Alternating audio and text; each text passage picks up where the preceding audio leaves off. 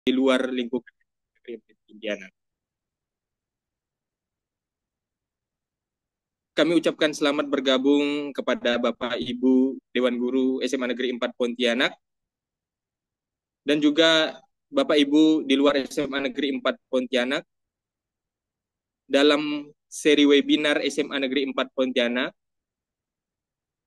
yaitu pada pelaksanaan webinar Kombel IPS yang bertugas pada hari ini. Sebelum kita mulai Bapak Ibu, terlebih dahulu saya perkenalkan penanggung jawab pelaksanaan webinar Kombel yang ada di SMA Negeri 4 Pontianak, yaitu Ibu PLT Kepala Sekolah, Ibu Neneng Riana Sari SPD, Ketua Kombel SMA Negeri 4 Pontianak, yaitu Ibu Wiwinarsi SPD, dan Sekretaris, yaitu Bapak Muhammad Ridho SPD. Dan yang akan bertugas pada hari ini, yaitu kelompok belajar mata pelajaran IPS yang terdiri dari 4 mapel, Bapak Ibu, geografi, ekonomi, sejarah, dan sosiologi. Yang akan bertindak selaku narasumber pada hari ini yaitu Bapak Muryadi Suryanto SPD, yang akan menjadi notulis yaitu Ibu Nina Sufiana SPD, dan moderator saya sendiri, Muhammad Mauludin SPD. Baik Bapak Ibu, untuk mengefisienkan waktu, marilah kita sama-sama buka kegiatan kita pada siang hari ini dengan melafalkan basmalah. Bismillahirrahmanirrahim. Selanjutnya mari kita sama-sama simak dan dengarkan arahan serta sambutan dari Wakakurikulum SMA Negeri 4 Pontianak. Dengan hormat kepada Ibu Wiwin Winarsi SPD, disilakan. Terima kasih Pak Mauludin sebagai moderator. Bismillahirrahmanirrahim. Assalamualaikum warahmatullahi wabarakatuh. Waalaikumsalam. Selamat siang dan salam sejahtera untuk kita semua. Pertama-tama, mari kita panjatkan puji syukur kehadirat Allah Subhanahu wa Ta'ala, karena atas karunia dan berkahnya lah kita dapat bertemu dalam acara webinar kali ini pada komunitas belajar IPS SMA Negeri 4 Pontianak dengan tema budaya positif. Terima kasih diucapkan kepada Bapak Ibu sekalian, baik dari SMA Negeri 4 Pontianak maupun dari luar SMA Negeri 4 Pontianak, karena saya melihat beberapa nama yang beberapa nama yang tidak ada dalam komunitas SMA Negeri 4 Pontianak. Kami ucapkan selamat datang di webinar ini, semoga mendapatkan ilmu yang bermanfaat. Adapun yang tadi sudah Pak Mauludin sampaikan, yang menjadi pembicara pada webinar kali ini adalah dari komunitas belajar IPS yang merupakan bagian dari komunitas belajar SMA Negeri 4 Pontianak. Temanya adalah budaya positif. Ya, mungkin segitu saja Pak Mauludin ya, sambutan dari saya. Semoga yang saya sampaikan ini, semoga yang disampaikan pada webinar kali ini dapat menjadi ilmu yang bermanfaat bagi banyak orang. Mohon maaf jika terjadi kekurangan. Wassalamualaikum warahmatullahi wabarakatuh. Waalaikumsalam warahmatullahi wabarakatuh. Terima kasih Bu Win atas sambutan serta arahan. Baik, langsung saja Bapak Ibu, kita dengarkan pemaparan materi dari narasumber kepada Bapak Muryadi Suryanto SPD. Dengan hormat kami silakan. Baik. Assalamualaikum warahmatullahi wabarakatuh. Waalaikumsalam. Waalaikumsalam warahmatullahi wabarakatuh. Terima kasih kepada Pak Moderator yang telah memberikan saya kesempatan untuk menyampaikan materi, dan juga hormat kepada Wakakurikulum SMA Negeri 4 dan juga PLT Kepala Sekolah SMA Negeri 4 Pontianak, serta Bapak Ibu guru yang ada di SMA Negeri 4 Pontianak, dan juga yang berada di luar anggota SMA Negeri 4 Pontianak. Eh, untuk pertemuan ini, izinkan saya menyampaikan materi tentang budaya positif.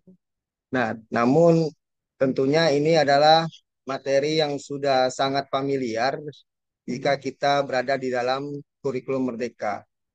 Karena merupakan salah satu bagian dari materi yang ada dalam PMM yang tentu saja sangat sudah jelas sekali memberikan bagaimana tentang budaya positif itu sendiri.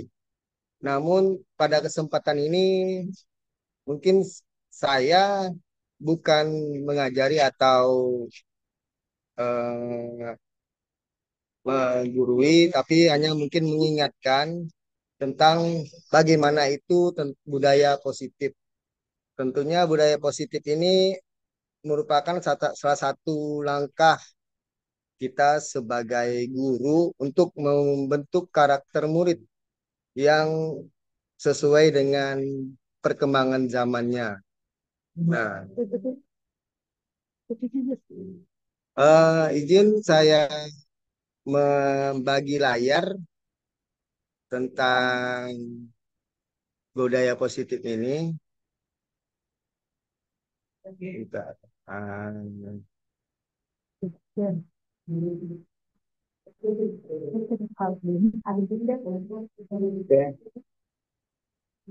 bagaimana Bapak Ibu? Apakah sudah tertera? Sudah, Pak Bun. Sudah, Pak. Ya, coba saya baca lagi. Oke. Nah, pada pertemuan ini adalah webinar untuk Kombel IPS yang tadi sudah disampaikan di awal, yaitu adalah gabungan dari 4 mata pelajaran yang berada dalam rukun IPS, yaitu geografi, ekonomi, sejarah, dan sosiologi. Nah, eh, di sini saya bukan sebagai narasumber, mungkin hanya untuk menginformasikan aja mengenai apa itu budaya positif. Dan saya sendiri merupakan guru mata pelajaran sejarah di SMA Negeri 4 Pontianak. Nah, eh, mungkin kita lanjut.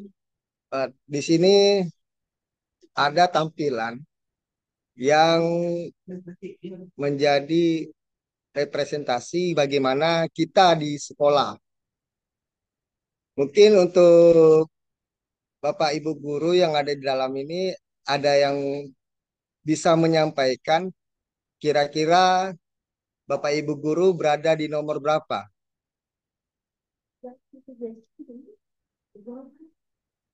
Baik, bisa berjalan nggak nih Bapak Ibu? Mohon izin Pak Muryadi, Masih tampilannya judul ya? masih pada budaya positif ya. Oh, bentar Pak. Ini sepertinya ada yang masalah. Nah, Nah, sudah sekarang tampil, Pak.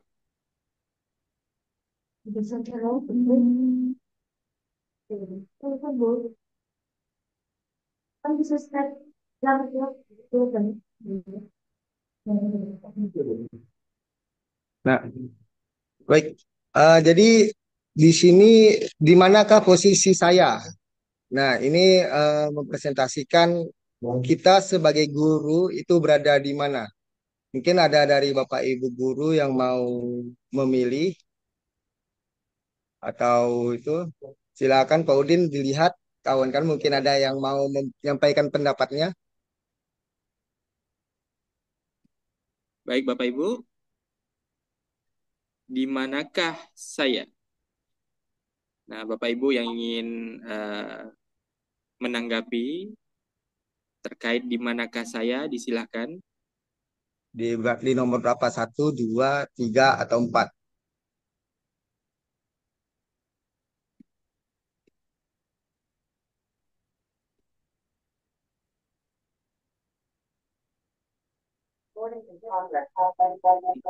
Baik, Wah, Pak Muhammad Ridho Henres.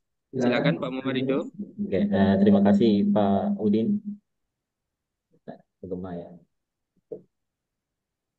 Oh ya, kalau saya sih kayaknya keseringan nomor 2 lah. Ya gitu Pak. Nomor. Oke, Kayaknya sering nomor 2 nomor lah. 2. Kenapa, Pak? Ya, kadang kalau saya buat aturan em, kesepakatan kelas ya gitu ya. Jadi ketika siswa ada yang melanggar, nah saya coba tuh ingatkan siswa peraturannya apa gitu. Terus kalau udah ditanya aturannya apa, ingat enggak mereka sanksinya apa? Kayaknya saya lebih sering nomor 2 lah. Gitu Oh, Pak. baik, terima kasih Pak atas tanggapannya. Nah, jadi Pak Rido ini keseringan nomor 2 dan mungkin Bapak Ibu ya guru yang lainnya juga ada yang sama. Dan tentunya ini adalah berkaitan dengan diri kita yang memegang apa yang telah kita sepakati secara bersama. Nah, tentunya di sini semua yang berada di nomor 1, 2, 3, dan 4 ini adalah contoh dari suatu sikap kontrol yang digunakan oleh guru. Dan itu merupakan salah satu dari budaya positif yang terus selalu dijalankan. Nah, di situ nomor 2 itu adalah kalau yang saya pahami itu adalah mengenai tentang posisi guru, di mana guru posisi kontrolnya itu sebagai pemantau, yaitu di mana melihat apa yang telah kita sepakati dan bagaimana konsekuensinya dijalani.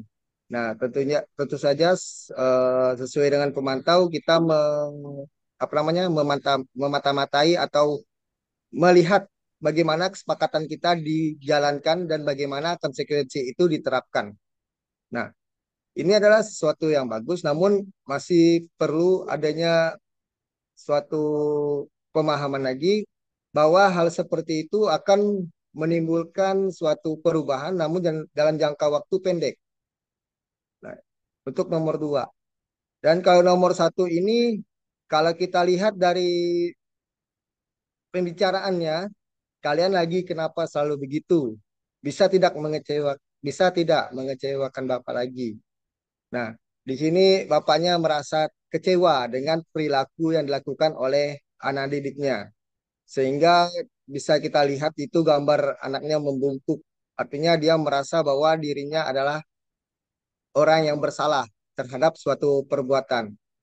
Maka yang terjadi di sini adalah posisi guru itu adalah sebagai orang yang membuat salah, merasa orang lain itu salah. Nah, jadi menimbulkan efek negatif terhadap murid yang tidak percaya diri terhadap dirinya sendiri, yang merasa dirinya itu tidak berharga atau selalu mengecewakan orang lain. Nah, tentunya akan memiliki dampak negatif terhadap diri murid sendiri. Nah, artinya budaya positifnya yang ingin kita laksanakan di situ akan hilang. Nah, di nomor 4 dari percakapan ya udah nanti ibu bantu. Ini ada tipe positif kurang T. Nah, jadi di sini ibarat guru itu adalah sebagai orang yang berada di dalam circle anak-anak atau biasa dikatakan teman. Nah, jadi guru itu dan murid itu adalah sama, yaitu teman, dianggap sebagai teman. Nah, ini sesuatu yang bagus, yaitu di mana guru tersebut dapat mendekatkan diri kepada murid-muridnya. Namun ada hal yang menimbulkan yaitu adalah sifat ketergantungan murid terhadap gurunya. Jadi ketika ada masalah, maka murid tersebut akan selalu berupaya meminta bantuan dari guru yang selalu membantunya. Dan ketika tidak dibantu, maka akan timbul perasaan lain dari murid terhadap gurunya. Atau muncul nama image yang berbeda. Nah, di nomor 3, Mungkin Bapak Ibu kan sudah membaca tentang budaya positif. Kalau nomor 3 ini kira-kira di mana?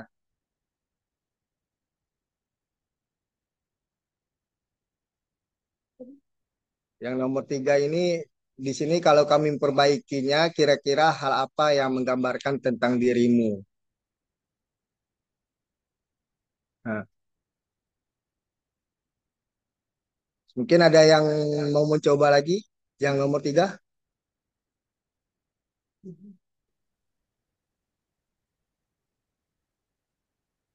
Baik, Bapak Ibu, Ya. disilakan untuk menanggapi Bapak Ibu dari gambar yang nomor 3 seperti yang dijelaskan narasumber kita.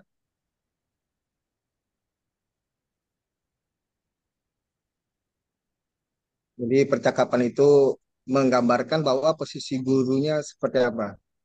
Ya, Pak Rido lagi, silakan Pak. Nah, Pak Rido, silakan Pak Rido. Seingat saya nomor 3 nih kayaknya di posisi manajer Pak ya. Ya, Posisi manajer baik. kayaknya. Ya, kita lihat berdasarkan dari itunya dulu, apa nama percakapannya. Jadi dari percakapannya memang ini adalah posisi manajer. Karena di sini dia pertama tidak menyalahkan, tidak mempertahankan kesepakatan, tapi dia mempertanyakan pada apa yang ada dalam diri muridnya atau yang memegang peraturan tersebut.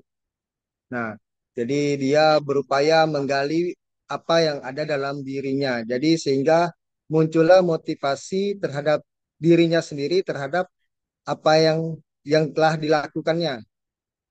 Nah, oke, selanjutnya kita dari posisi guru ini itu maka akan menyebabkan muncul budaya positif. Nah, dalam budaya positif itu adalah puncak dari seluruh eh, hal yang dapat diambil. Bisa kita lihat dari diagram ini, ternyata budaya positif merupakan pembiasaan yang terjadi akibat adanya hal kecil, yaitu namanya peraturan kelas yang telah disepakati bersama. Dari lingkaran kecil, yaitu peraturan kelas, yaitu lingkupan kelas, kemudian menjadi keyakinan kelas yang bukan dipaksa dan bukan diarahkan. Jadi merupakan suatu keyakinan atau kepercayaan dalam dirinya sendiri bahwa hal itu harus dilakukan. Ketika keyakinan kelas dan peraturan kelas dapat dipahami dan dapat dilaksanakan secara menyeluruh, maka seluruh kelas-kelas, terutama dalam sekolah itu, muncullah yang namanya lingkungan positif. Lingkungan positif merupakan suatu daerah atau kawasan yang menanamkan sifat positif di dalamnya. Ketika lingkungan tersebut sudah berkembang lebih luas lagi dan terus secara konsisten dilakukan, maka muncullah namanya budaya positif.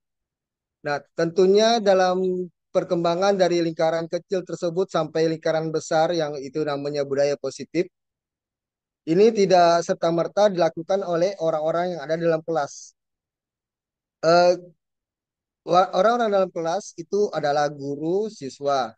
Namun ketika sudah sampai ke lingkungan yang lebih luas, yaitu adalah lingkungan sekolah, berarti yang melakukan kegiatan positif yang menjadi keyakinan bukan lagi menjadi keyakinan kelas, tapi keyakinan sekolah yang mewujudkan munculnya lingkungan positif tersebut. Dan ketika keyakinan sekolah dan lingkungan positif sudah konsisten dilaksanakan secara terus-menerus, maka hal itu akan menyebar ke budaya positif yang menjadi kebiasaan yang tanpa sadar akan selalu dilakukan. Nah, eh, di sini ada pengertian dari budaya positif. Nah, budaya positif itu di sekolah yaitu nilai-nilai dan kebiasaan-kebiasaan di sekolah yang berpihak pada murid agar mereka dapat mengembangkan potensi yang dimilikinya sehingga memunculkan pribadi yang kritis, penuh hormat, dan bertanggung jawab. Nah, jadi dari diagram tadi, dari lingkaran tersebut, murid-murid itu menjadi pribadi yang kritis terhadap apa yang ada di dalam lingkungannya. Artinya di sini mereka menanamkan nilai-nilai yang menjadi kebiasaan di sekolah. Nah, dan penuh rasa hormat dan bertanggung jawab terhadap apa yang dilakukannya terhadap orang lain. Jadi mereka bukan semata melakukan perilaku itu karena adanya iseng atau ada karenanya pengaruh dari luar, tapi benar-benar mereka sadar apa yang telah mereka lakukan.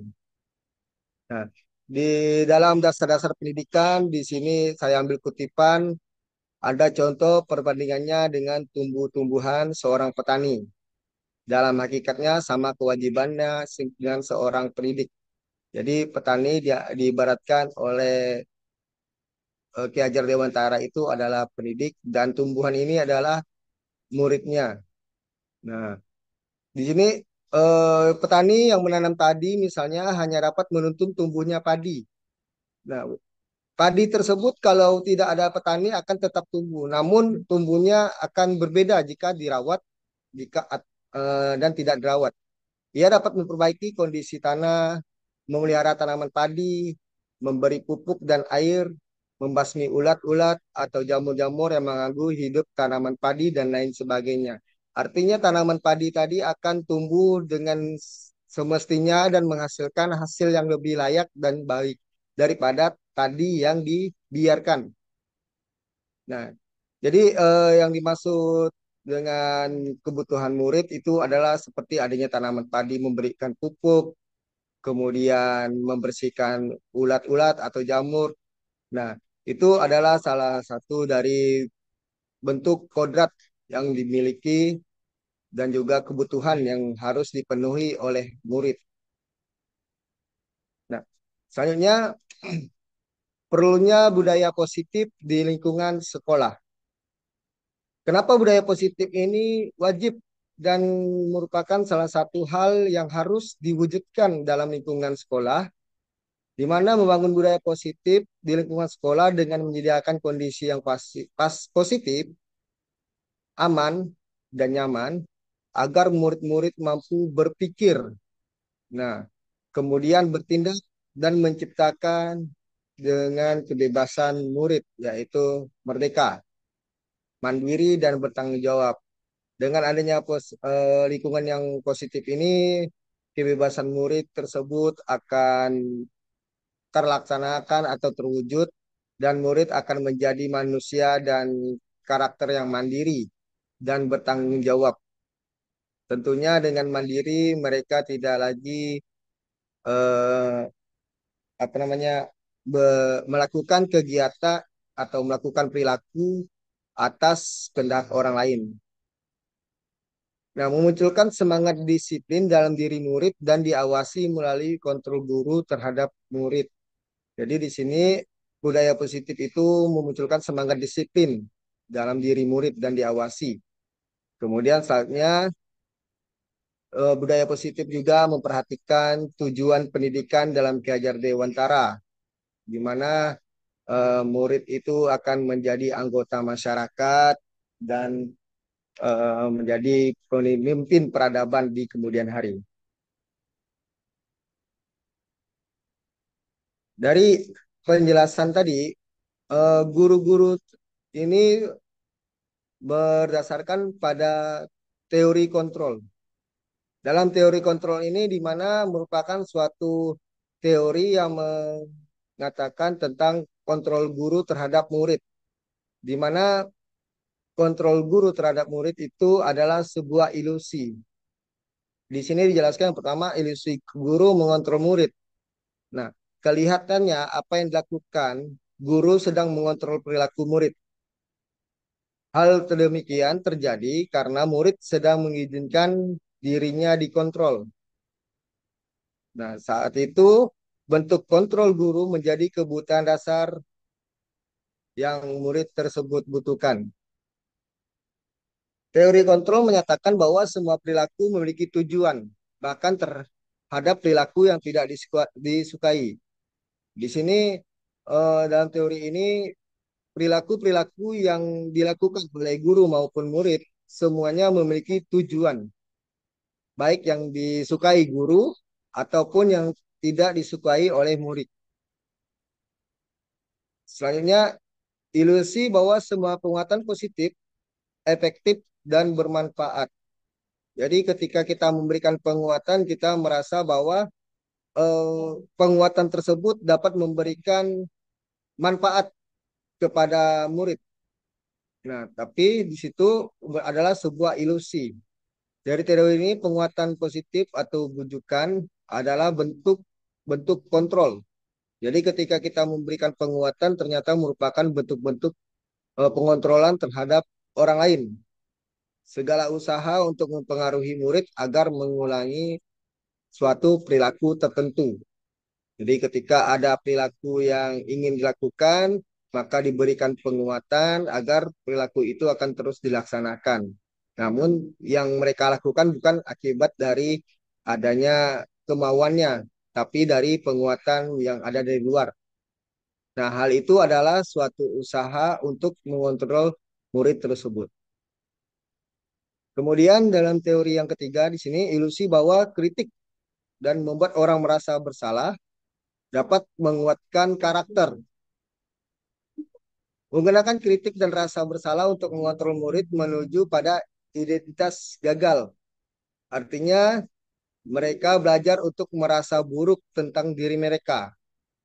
Nah, jadi ketika sudah masuk ke identitas gagal, artinya murid sudah merasa bahwa dirinya tidak bermakna.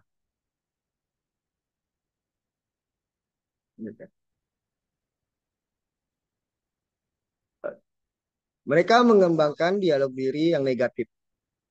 Jadi, alah, apalah aku nih katanya. Nah, mungkin itu contoh salah satunya. Nah, kadangkala sulit bagi guru untuk mengidentifikasi bahwa mereka sedang melakukan perilaku ini.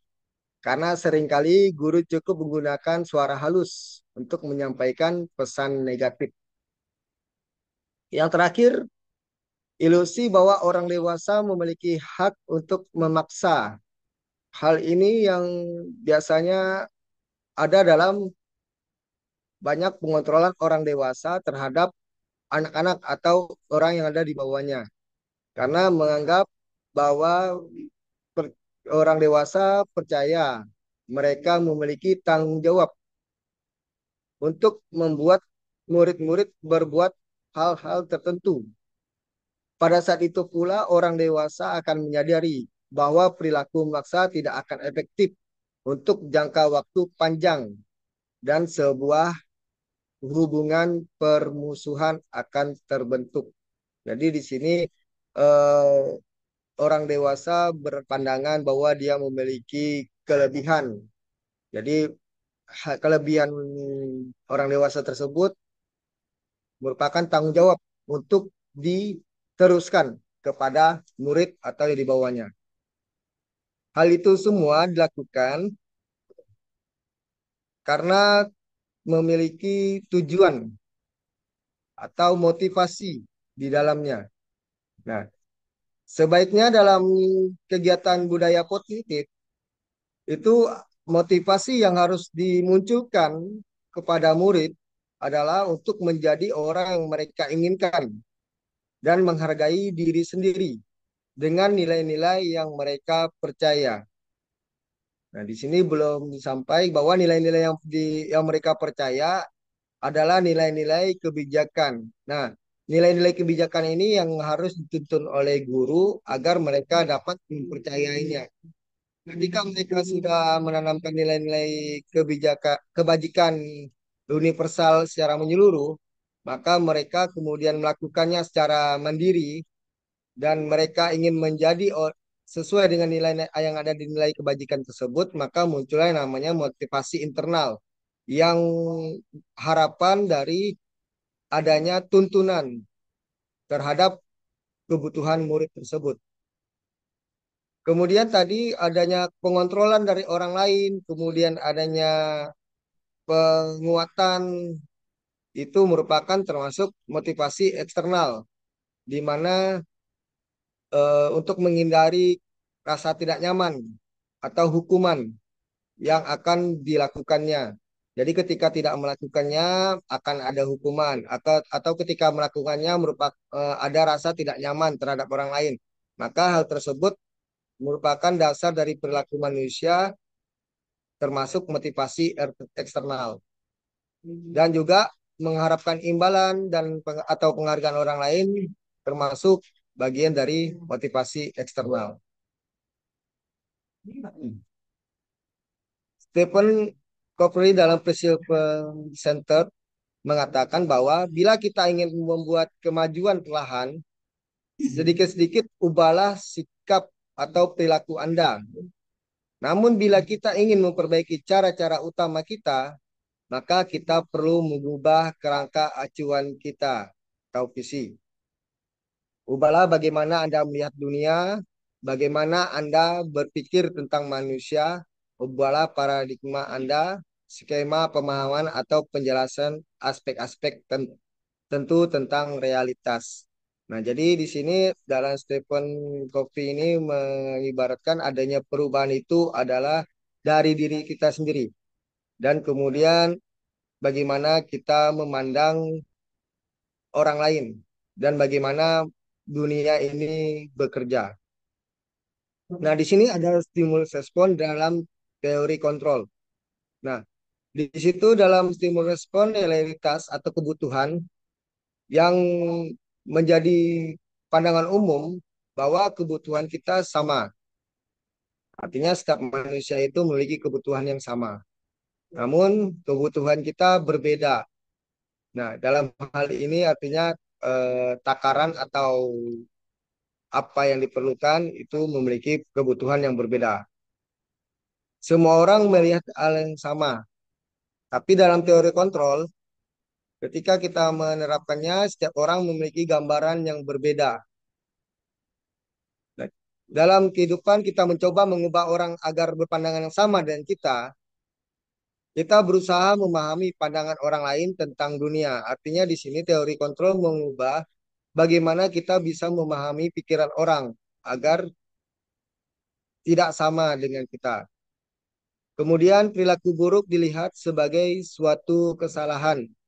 Nah, dari teori motivasi manusia, di mana mereka melakukan suatu perilaku atau kegiatan itu adanya tujuan. Maka teori kontrol itu menyampaikan bahwa semua perilaku baik buruk atau jelek itu memiliki tujuan. Tujuan dari kebutuhan yang mereka butuhkan. Nah, di stimulus respon di mana apa yang terjadi dalam berita, orang lain bisa mengontrol saya. Nah, tapi nyatanya ketika ada peraturan yang bisa mengontrol adalah diri kita sendiri. Di sini orang lain bisa mengontrol saya ketika ada peraturan, kemudian merasa peraturan itu adalah mengikat diri. Tapi peraturan itu adalah suatu bentuk untuk pengontrolan diri kita terhadap aturan tersebut. Nah, dengan tadi adanya peraturan itu beranggapan saya bisa mengontrol orang lain. Namun kita tidak bisa mengontrol orang lain. Ketika aturan itu ada atau sepakatan tidak ada, maka yang mengontrolnya adalah orang lain yang memahami tentang kesepakatan atau aturan tersebut. Nah, pemaksaan ada pada saat bujukan gagal. Jadi ketika adanya mediasi atau pendekatan yang gagal, maka akan muncul pemaksaan untuk mengikuti arahan. Kemudian dalam teori kontrol, kolaborasi menciptakan pilihan-pilihan baru sebagai bentuk jalan tengah untuk mendapatkan kontrol terhadap orang lain. Nah, stimulus respon itu menggunakan model berpikir menang kalah, teori kontrol menggunakan model berpikir menang-menang. Nah, di mana di situ model yang tidak menyalahkan satu dengan lainnya. Dalam budaya positif itu tidak akan terlepas dengan munculnya disiplin positif. Jadi ketika disiplin positif ini dilaksanakan, maka akan terwujudlah budaya positif. Di mana dalam budaya kita makna kata disiplin berubah menjadi sesuatu yang dilakukan seseorang pada orang lain untuk mendapatkan kepatuhan. Kecenderungan umum adalah hubungan kata disiplin dengan ketidaknyamanan, bukan dengan apa yang kita hargai atau pencapaian suatu tujuan mulia. Nah, di sini dijelaskan oleh Diane Gosen menyatakan bahwa disiplin itu berasal dari kata bahasa Latin yang arti ya itu adalah disiplinia yang artinya belajar. Kata disiplin juga berasal dari akar kata yang sama dengan disiplin atau murid atau garis miring pengikut. Untuk menjadi seorang murid atau pengikut, seseorang harus paham betul alasan mengapa mereka mengikuti suatu aliran atau ajaran tertentu. Sehingga motivasi yang terbangun adalah motivasi intrinsik, bukan ekstrinsik. Diane Gosen juga menyatakan bahwa arti asli dari kata disiplin ini juga berkonotasi dengan disiplin diri dari murid-murid Socrates dan Plato. Disiplin diri juga mempelajari bagaimana cara kita mengontrol diri dan bagaimana menguasai diri untuk memilih tindakan yang mengacu pada nilai-nilai yang kita hargai. Nah, jadi bisa ya, ini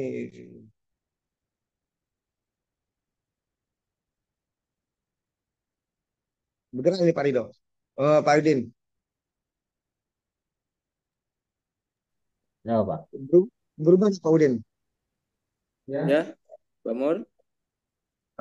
Jadi di sini sudah slide disiplin adalah Di sini atau masih melekat. tampilannya masih Dian menyatakan bahwa. Soalnya kalau pakai yang ini agak timpa-timpa dia Pak. Nah, sudah Pak Mur. Oke, coba dilarikan dulu lah ini. Nah, di sini dari penjelasan dari Diana Gosen itu maka dapat diketahui disiplin adalah kemampuan memerintah diri sendiri dalam mengontrol dan menguasai diri untuk memilih tindakan yang mengacu pada nilai-nilai yang kita hargai dengan penuh tanggung jawab tanpa perintah orang lain. Nah, makanya biasanya kalau kita berbicara disiplin pasti berkaitan dengan aturan, dengan kebijakan atau dengan apa ya namanya arahan. Nah, jadi di situ artinya ketika kita menciptakan disiplin itu adalah ketika orang lain itu memahami dengan nilai-nilai yang dihargai dengan penuh tanggung jawab tanpa perintah. Jadi mereka dapat memahami aturan-aturan atau kesepakatan yang telah disepakati bahwa tanpa adanya apa namanya sanksi atau hukuman mereka tetap melakukan. Nah, itulah yang dimaksud dengan disiplin. Nah, jadi mereka belajar dari apa yang telah mereka yakini. Maka di sini Anda tidak bisa mengontrol orang lain. Hanya Anda yang bisa mengontrol diri. Nah, ketika disiplin tersebut, eh, yang mengontrol aturan tersebut bukan orang lain, tapi dirinya. Jadi ketika kita melihat ada anak yang terbiasa belajar di malam, berarti itu adalah bentuk disiplinnya yang sudah meyakini bahwa kalau belajar malam itu lebih enak. Ada juga yang murid beranggapan bahwa kalau belajar pagi itu adalah sesuatu yang membosankan. Nah, yang lebih parah itu kalau murid beranggapan bahwa belajar tidak ada pentingnya. Nah, itu parah. Berarti mereka belum meyakini tentang nilai positif tersebut. Dalam nilai-nilai kebajikan atau nilai yang diyakini tanpa memandang ras, suku, bahasa, bangsa, dan agama yang dijadikan sebagai keyakinan. Jadi nilai kebajikan ini adalah nilai yang diakui secara universal. Jadi tanpa adanya pembatas dari ras, suku, bahasa, bangsa, dan agamanya. Nah, di sini ada beberapa eh, nilai-nilai kesepakatan, nilai kebajikan. Nah, jadi ada 6 institusi Yang pertama itu profil pelajar Pancasila yang merupakan salah satu nilai yang harus ada dalam kurikulum Merdeka. Nah, kemudian ada IBO, Primary Years Program, ada 9 pilar karakter, petunjuk seumur hidup, dan keterampilan hidup, the seven, nah, essential tool, virtual. Di sini ada IBO. Nah, di IBO ini sikap toleransi, rasa hormat, integritas, mandiri, menghargai, antusias, empati, keingintahuan, kreativitas, kerjasama, percaya diri, komitmen, ini adalah nilai kebajikan yang harus selalu dijadikan keyakinan terhadap seseorang. Nah, dalam Indonesia Heritage Foundation, di situ cinta Tuhan dan segenap ciptaannya itu menjadi keyakinan setiap orang sehingga bisa mewujudkan budaya positif. Jadi dengan adanya itu maka muncullah suatu keyakinan terhadap dirinya untuk cinta. Jadi bisa dibilang iman gitu. Nah, kemudian yang menjadi fokus utama dalam kurikulum Merdeka ini yaitu nilai-nilai kebajikan dalam profil pelajar Pancasila. Maka terutama dalam kegiatan P5 harus memunculkan beberapa nilai-nilai yang ada dalam profil pelajar Pancasila. Nilai tersebut dijadikan pembiasaan. Nah, jadi yang pernah saya lakukan profil pelajar apa nama P5 itu adalah suatu pembiasaan untuk menerapkan nilai-nilai kebajikan yang ada dalam profil pelajar Pancasila ini. Nah, jadi tujuan dari P5 itu salah satunya adalah penerapan ini. Gimana Pak Udin, masih ada waktu?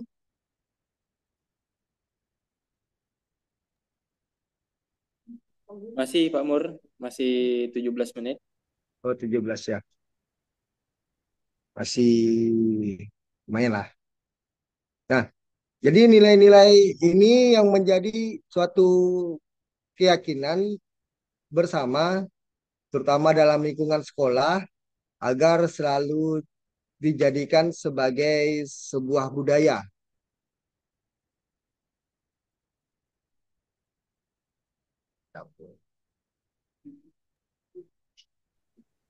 Nah, di situ ada mandiri, beriman kepada Tuhan Yang Maha Esa yang menjadi nilai yang pertama yang harus ditanamkan terhadap murid-murid. Nah, kemudian berkebinekaan global yang merupakan suatu nilai yang menjadikan karakter yang ada di wilayah Indonesia yang memiliki keberagaman, keberagaman suku, bangsa, bahasa, dan lain sebagainya macam, serta bergotong royong yang menjadi nilai dasar fondasi bagi kehidupan berbangsa dan bernegara. Nah, bernalar kritis dan kreatif yang merupakan bentuk jawaban dari tantangan, terutama tantangan zaman. Nah, di sini ada sebuah pernyataan, bila di sekolah Anda tidak ada aturan yang memberikan surat teguran bagi karyawan yang sering datang terlambat, atau tidak ada atasan yang memberikan Anda penghargaan menjadi karyawan terbaik karena sering tepat waktu, apakah Anda tetap datang tepat waktu untuk mengajar murid-murid Anda? Nah, jelaskan. Nah, di sini ada dua opsi. Jadi ketika di suatu wilayah daerah atau lingkungan yang dimana tanpa adanya penghargaan, tanpa adanya apresiasi atau adanya hukuman, apakah Anda tetap datang tepat waktu atau datang jika diperlukan. Jadi boleh nih Pak Udin untuk membuka mungkin sedikit diskusi lah. Baik, Boleh. ya. Baik Pak Mur. Silakan. Nah, dengan sisa waktu yang terbatas ini mungkin kalau dijelaskan semua bakalan Iya, panjang ya Pak Mur ya, karena iya Pak, memang bahasan tentang budaya positif ini menarik sekali dan juga materinya juga banyak ya Pak Mur ya. iya Pak, Maka untuk itu memang budaya positif ini menjadi perbincangan hangat karena memang merupakan langkah guru untuk membentuk karakter murid sesuai dengan perkembangan zamannya. Di mana memang kita ketahui saat ini mungkin ya ada pembicaraan di ruang guru kok anak-anak kita makin degil apa segala macam. Di meja betul Pak. piket mungkin anak ini semakin hari semakin dikasih tahu semakin tidak mendengarkan apa kata guru. Kemudian makin hari dicegat ya, ditahan di depan gitu, masih banyak yang terlambat. Nah, ini mungkin saatnya ya Pak ya, guru-guru Iya Pak, memahami tentang membangun karakter siswa memang dari dalam diri siswa. Sehingga siswa itu terbiasa. Terbiasa karena budaya tadi yang sudah membudaya, kebiasaan yang terjadi secara berulang-ulang, maka akan menjadi budaya. Sehingga ketika mereka melakukan kesalahan, mereka sadar dan siap untuk merubahnya tanpa ada campur tangan dari pihak luar. Termasuk memang dari faktor eksternal itu tadi. Nah, baik Bapak Ibu, selanjutnya kita buka sesi tanya jawab ataupun diskusi kepada Bapak Ibu yang ingin menanggapi serta ingin bertanya kepada narasumber kita, kami silakan. ya silakan Bu Bapak Ibu mungkin ada pertanyaan. Ya, baik Bu En, disilakan Bu En mengaktifkan mic-nya serta menyampaikan pertanyaannya. Oh, baik. Kita buka karena Bu En lewat chat ya. Oh, Nah, mau tanya, ada dua pertanyaan Pak. ya Pak. Satu, ada budaya positif, pasti ada juga budaya negatif. Bagaimana mengikis habis budaya negatif? Nah, mohon dijelaskan Pak Muryadi. Pak, berarti satu-satu dulu ya nih Pak ya. Nah, satu-satu dulu Pak Baik, Muryadi. Ya, jadi untuk pertanyaan pertama tentang budaya positif pasti ada juga budaya negatif. Ya ini teori kontrak sekali ya. Jadi ada positif pasti ada negatif. Nah gitu. Jadi eh, untuk budaya positif sendiri itu tadi sudah seperti yang saya jelaskan merupakan suatu nilai keyakinan yang ada dalam diri seseorang yang kemudian dilakukan secara terus-menerus, secara konsekuen. Sehingga apa yang ada dalam nilai kebajikan yang tadi saya sebutkan itu sudah melekat, sudah mengakar, sudah membudaya, sudah menjadi kebiasaan. Nah, terus bagaimana mengikis habis budaya negatif? Tentunya tadi berkaitan dengan nilai.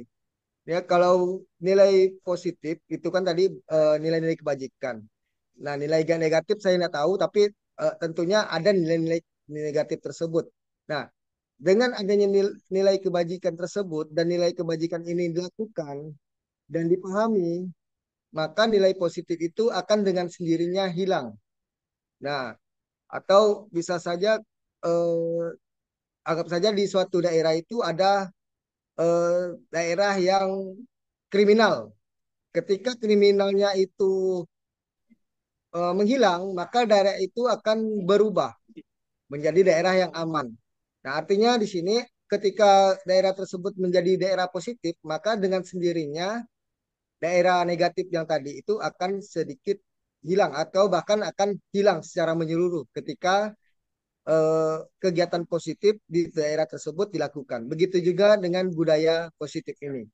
Ya mungkin itu yang bisa saya jawab dan mungkin sedikit saya jelaskan mengenai pertanyaan Ibu. Semoga ada dapat tambahan lagi Pak Mur, jawab. ternyata di bawahnya. Ya, Kata budaya kok mirip dengan kata kultur? Apakah itu setara ya? Kemudian yang kedua, budaya positif apakah itu termasuk kultur positif dan menjadi kultur sekolah tersebut? ya. Kata budaya kok mirip dengan kultur?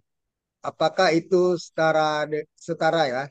Jadi budaya ini pada dasarnya itu adalah sesuatu yang telah dilakukan secara terus-menerus. Nah, sedangkan kultur sendiri adalah yang timbul dalam kehidupan masyarakat. Artinya kita kalau budaya positif itu artinya kita membentuk, berupaya membangun.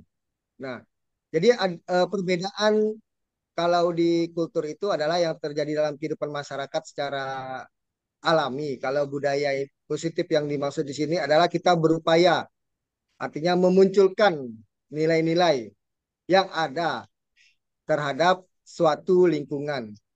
Jadi nilainya sudah ada, tapi kadang dipakai, kadang tidak. Nah, maka dari itu budaya positif ini diupayakan untuk memakai atau berupaya menerapkan nilai-nilai yang ada dalam nilai kebajikan. Jadi pada dasarnya budaya positif ini adalah penerapan untuk menjalankan nilai kebajikan yang tadi disampaikan. Nah, kemudian budaya positif apakah itu masuk kultur positif dan menjadi kultur sekolah? Karena tadi di awal kultur dan budaya itu walaupun kelihatannya sama tapi ada perbedaan dan tentunya itu beda. Nah, jadi ketika budaya positif ini kan tadi yang ada di diagram itu dari lingkaran kecil menjadi lingkaran besar dan paling besarnya itu budaya positif, maka itu adalah cakupan ketika satu. Jadi makanya budaya positif ini tadi yang saya sampaikan di awal tidak dapat dilakukan oleh satu elemen, harus seluruh elemen yang berada di dalam lingkungan sekolah. Jadi kita misalnya menerapkan budaya positif di kelas, tapi untuk lingkungan-lingkungan sekitar sekolah seperti di eh, di tendik atau eh, yang lainnya yang masih berada di warga sekolah tidak mendukung, maka budaya itu akan terhenti. Karena tadi dalam lingkaran itu kan ada peraturan kelas dulu.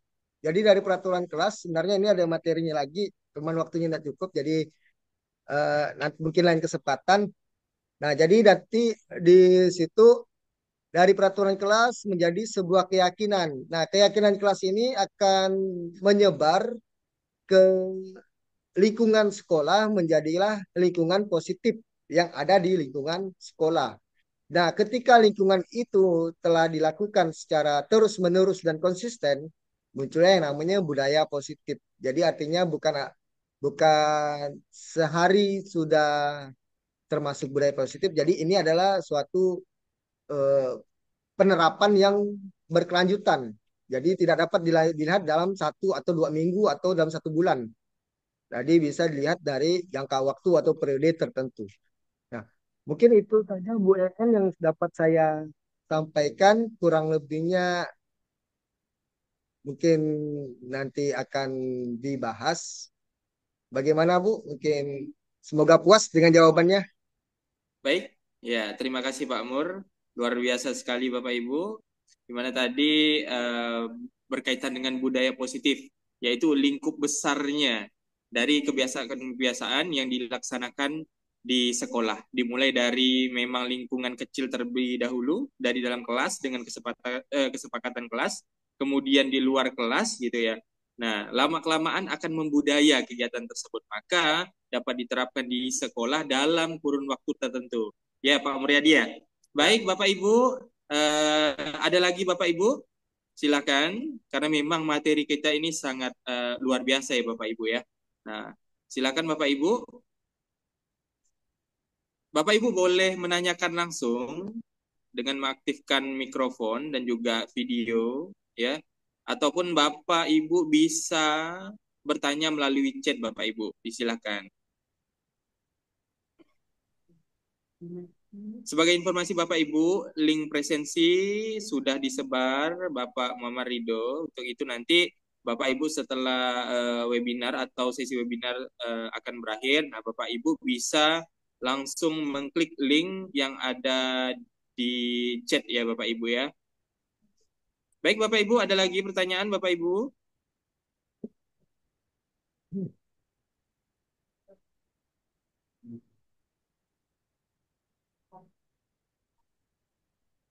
Baik, ayo Bapak Ibu. Mungkin Ya, masih tentang budaya memikir positif, dulu, ini Bang. luas sekali ya.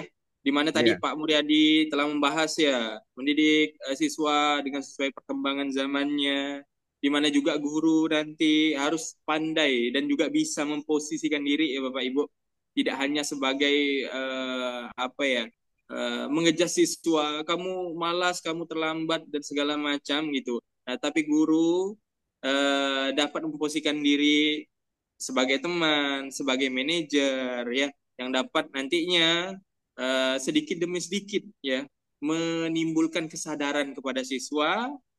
Nah, dan membuat siswa itu jauh lebih berkembang, Bapak Ibu, karena tidak ada tekanan dari pihak luar. Baik, Pak Muhammad Ridho, Henres, silakan Pak Muhammad Ridho. Baik, terima kasih Baik, Pak. Pak Udin, Pak Mur, eh, materinya luar biasa sekali. Tadi Pak Mur kan ada menunjukkan diagram tuh ya. Kalau saya simpulkan bahwa kalau sekolah mau memulai sebuah budaya positif, artinya kita bisa mulai dari sebuah peraturan kelas gitu atau kesepakatan kelas ya gitu ya. Nah, Ya, lalu nanti peraturan kelas itu diubah menjadi keyakinan kelas.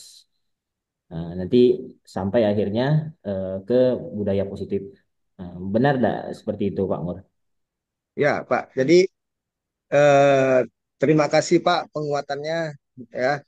Jadi di situ memang benar apa yang disampaikan oleh Pak Rido. Memang dari skala kecil karena ruang lingkup paling kecil di sekolah itu adalah kelas. Nah, jadi ketika kelas, setiap kelas sudah memiliki peraturan dan juga sudah sepakat, menjadilah sebuah keyakinan dan hal itu akan terus-menerus dilakukan. Nah, sampailah misalnya nanti anak yang berada di kelas itu naik ke kelas 2 kan biasanya di baur nih. Nah, membawalah keyakinan tersebut dan muncullah namanya lingkungan yang positif di sekolah. Nah, dan tentunya tadi pada yang perlu digarisbawahi itu lingkungan sekolah itu adalah seluruh yang ada di sekolah. Jadi bukan hanya yang ada di depan siswa, tapi yang berada dalam lingkungan sekolah. Dan hal itu seluruhnya sampailah ke budaya positif. Terima kasih Pak atas penguatannya. Nah, benar Pak, benar sekali dengan tanggapan Bapak dan pernyataannya tersebut. Ya Baik, Pak. terima kasih Pak Ridho. Baik, Bapak Ibu, disilakan untuk kita di sini berdiskusi ya Bapak Ibu ya terkait dengan Ya. budaya positif. Mungkin Pak Mungkin Udin Bapak satu. Ibu punya pengalaman di lapangan gitu ya Bapak Ibu ya, yang bisa Bapak Ibu ceritakan dan sama-sama kita bahas di sini Bapak Ibu terkait dengan budaya positif. Izin Pak, saya nambahkan sedikit. Nah, jadi ada yang kelupaan di Baik, sini. silakan Pak Mur. Nah, jadi dalam posisi kontrol guru kan ada 5, tapi di sini 4. Jadi ada satu posisi kontrol yang memang harus kita semua hindari, yaitu di mana posisi kontrol penghukum. Jadi seorang guru itu bukan memberi label atau menghukum atau menghakimi, tapi menuntun. Nah, jadi eh, kalau yang tadi yang dipilih oleh Parido itu masih termasuk salah satu kondisi posisi kontrol yang harus dilakukan. Nah, jadi kita tidak mesti harus 1, 2, 3, 4, tapi bisa bergantian tergantung kondisi. Nah, namun harus dihindari sekali yaitu posisi penghukum karena itu akan memiliki dampak jangka panjang yang bersifat negatif dan juga tidak memiliki perubahan, terutama budaya positif yang kita inginkan. Nah, itu mungkin tambahannya, Pak. Terima kasih. Ya. Baik, terima kasih Pak Mur. Ya, kami undang kembali Bapak Ibu untuk bertanya kepada Bapak Ibu. Kalau saya lihat di list peserta ini ada 57 ya Bapak Ibu ya yang bergabung. Nah, silakan Bapak Ibu. Ya,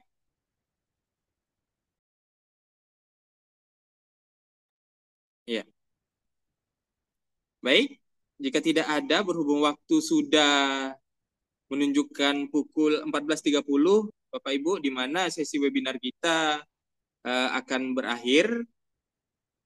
Baik, saya simpulkan saja Bapak Ibu, terkait dengan budaya positif yang merupakan langkah guru untuk membentuk karakter murid ya, sesuai dengan perkembangan zamannya, di mana kita ketahui pada saat ini Bapak Ibu,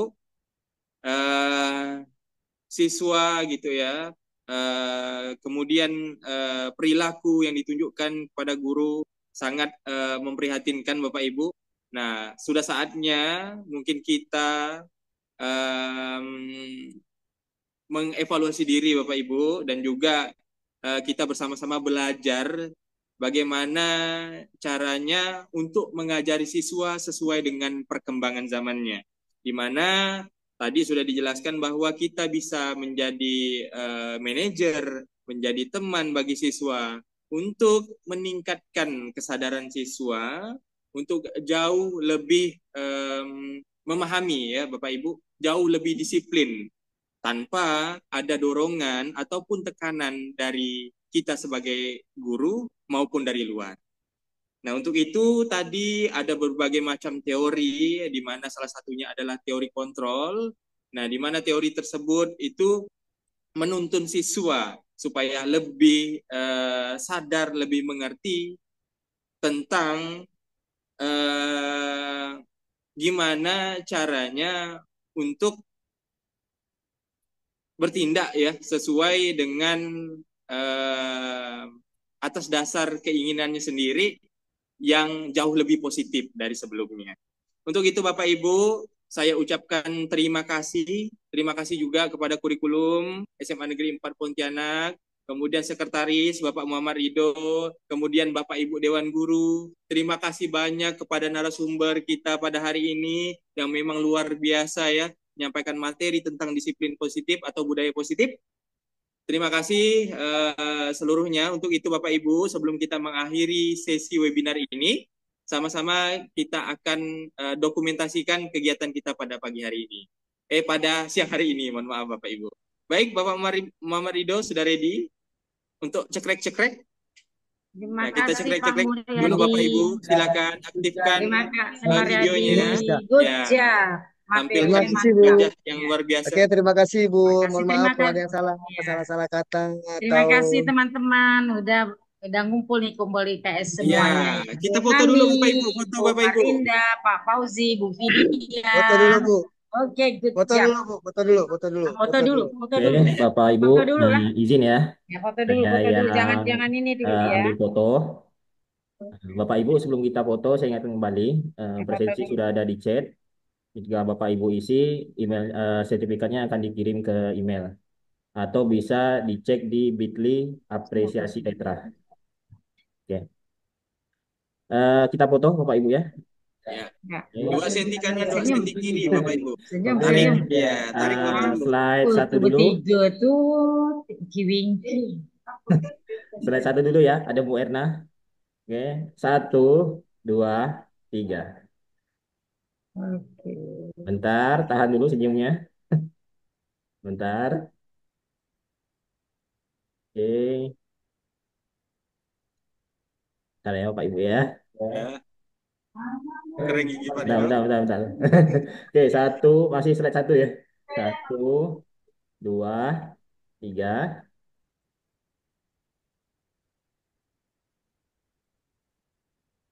Bentar. Sudah Pak Ridho? Slide 2. Slide 2 Bapak Ibu. Ada Pak Yoga, Bu Yopita. Masih kosong ya. Oke. Ini Pak, di sini Pak. Ya, Bu. Ada nih. Sini Pak Ridho, saya Pak Ridho. Ya. Aduh. Oke, cukup slide 2. Terima kasih Bapak Ibu. Baik, terima kasih Bapak Ibu. Semoga kita semua senantiasa diberikan kesehatan, diberikan semangat ya Bapak Ibu ya buat mengajar. Dan mudah-mudahan apa yang kita cita-citakan terhadap murid, terhadap keluarga, semua diijabah oleh Allah. Amin ya rabbal alamin. Amin. Sesi webinar ini, wabillahi taufiq wal hidayah. Wassalamualaikum warahmatullahi wabarakatuh. Waalaikumsalam warahmatullahi wabarakatuh. Warahmatullahi wabarakatuh. Terima kasih Pak Mur.